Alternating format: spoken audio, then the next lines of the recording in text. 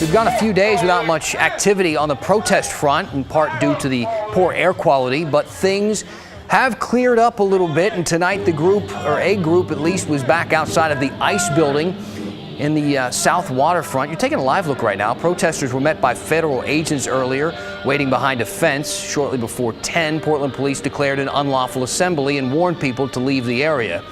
Already, we've seen tear gas deployed by federal officers as they tried to break up the crowd.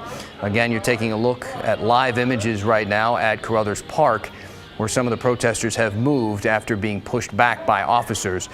We will continue to keep a crew there and keep an eye on things and bring you updates right here on air and on KGW.com.